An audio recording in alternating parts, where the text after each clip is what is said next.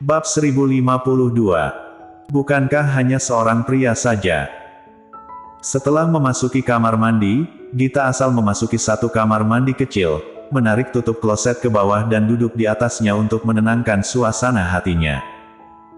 Detak jantungnya sangat kencang, dan air mata tidak bisa tertahankan ikut menyembur keluar. Dia mati-matian menahan dorongan ini, mengangkat kepalanya untuk mencegah air mata jatuh. Bukankah itu hanya seorang pria? Aku tidak membutuhkannya, huhuhu. Semakin memikirkannya, dia semakin sedih. Gita mengulurkan tangannya untuk menyeka air matanya.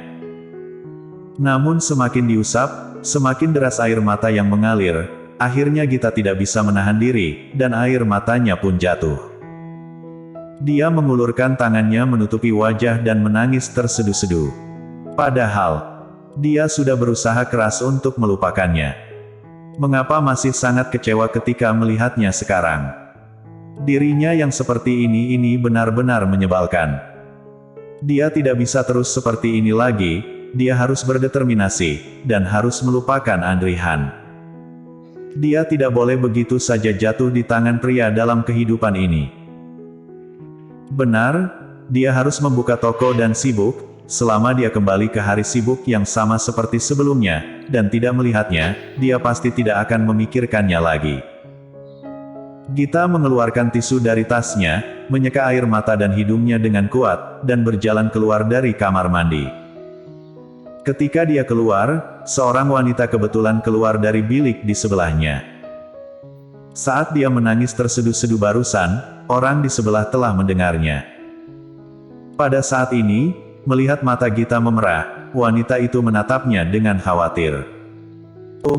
Kamu baik-baik saja?" Gita menggelengkan kepalanya, "Aku baik-baik saja, sangat baik, terima kasih." Wanita. Setelah itu, Gita membasuh wajahnya di depan wastafel dan kembali merias wajahnya di depan cermin. Setelah memastikan bahwa dia tidak terlihat aneh, dia lalu pergi. Setelah meninggalkan restoran, Gita naik taksi kembali ke rumah. Duduk di depan cermin, dia menatap matanya yang agak bengkak.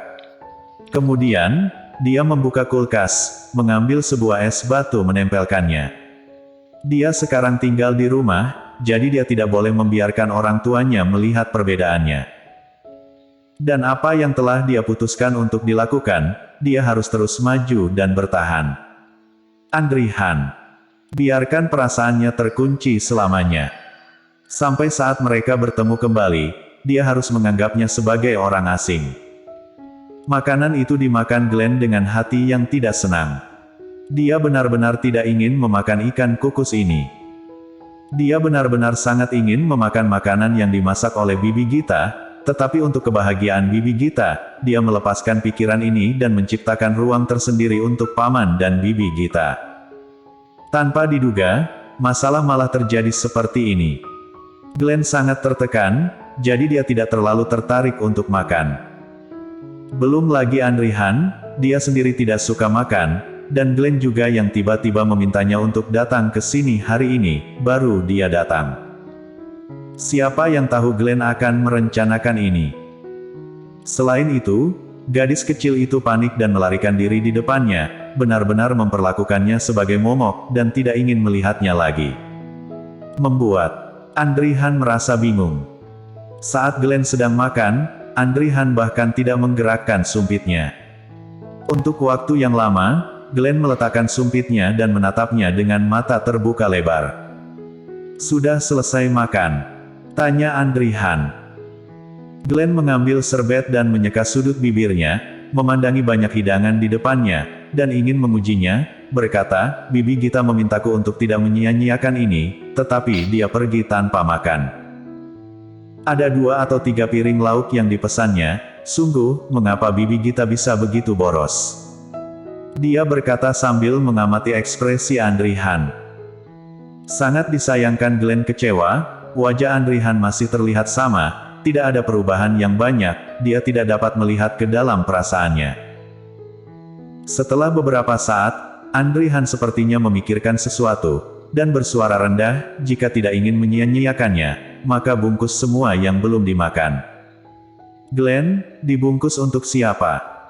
Andre Han meliriknya dan berkata pelan, untuk orang perusahaan. Hidangan di sini semuanya luar biasa, jika diberikan kepada orang perusahaan, mereka akan menyukainya. Apakah paman tidak lapar? Glenn tiba-tiba bertanya, dia meletakkan pipinya di tangannya, paman, apakah karena bibi Gita pergi, jadi paman tidak punya nafsu makan? Andre Han sudah memanggil pelayan untuk membungkusnya. Mendengar ini, dia melirik Glenn dengan ringan, dan suaranya menjadi agak dingin. Jangan melakukan hal-hal yang tidak perlu lagi di masa depan. Hah? Apakah paman menyalahkan Glenn?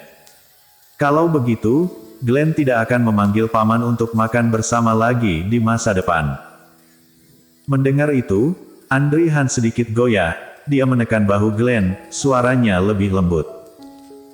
Paman tidak menyalahkanmu, tetapi jika kamu melakukan ini, kamu akan membuat bibi Gitamu tidak nyaman. Kamu juga sudah melihatnya barusan. Akhirnya, ucapan itu sampai juga pada topik. Glenn meraih tangan Andre Han dan ingin meminta kejelasan.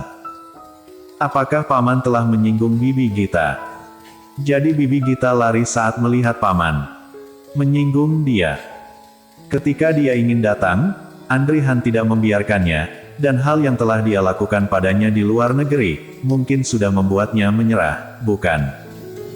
Bagus juga, begini. Mukanya tidak terlihat baik, tapi dia masih mengeluarkan senyum tipis. Seharusnya sih, aku juga nggak terlalu tahu, tapi Glenn jangan ngelakuin hal ini lagi di masa depan. Paman tidak melarangmu jika kamu suka mengikutinya, tetapi jangan panggil paman lagi, ya. Glenn, kenapa? Paman tidak menyukai bibi Gita. Kuharap bibi Gita dapat menjadi tanteku. Mendengar kata tante, Andre Han mengernyit tanpa sadar, dan memarahi, jangan bicara omong kosong lagi, kalau tidak paman akan benar-benar marah. Glenn. Tanpa diduga, Andre Han akan sangat marah padanya. Glenn sangat ketakutan sehingga dia tidak berani berbicara untuk sementara waktu. Andre Han juga menyadari bahwa dia memiliki temperamen yang buruk. Bagaimanapun, pihak lain hanyalah seorang anak kecil. Mengapa dia begitu keras pada seorang anak? Dia juga tidak tahu apa-apa, dan tidak mengerti apa-apa. Maaf, paman seharusnya tidak berbicara seperti ini padamu. Apa kamu sudah kenyang? Jika belum, paman akan mengajakmu makan sesuatu yang kamu suka lagi. Glenn tampak frustrasi dan dengan sengaja berkata, kalau begitu paman antar aku ke rumah bibi Gita. Aku ingin makan makanan yang dimasak oleh bibi Gita. Andre Han. Kalau paman tidak mau, lupakan saja, kalau begitu aku tidak mau pulang, aku akan pergi mencari bibi Gita sendiri. Setelah berbicara, Glenn berbalik dan berlari keluar. Andre Han benar-benar frustrasi dengan anak kecil ini, dan dia tahu bahwa jika dia tidak peduli padanya, dia akan benar-benar pergi mencari Gita sendiri. Dia masih sangat kecil, berpergian sendirian sangat mengkhawatirkan. Andre Han hanya bisa menghentikannya, tunggu sebentar, setelah dibungkus, aku akan membawamu mencari bibi Gitamu. Glenn baru merasa puas dan berhenti. Setelah semuanya dikemas, Andre Han membawa barang-barang itu ke bawah dan mengantar Glenn.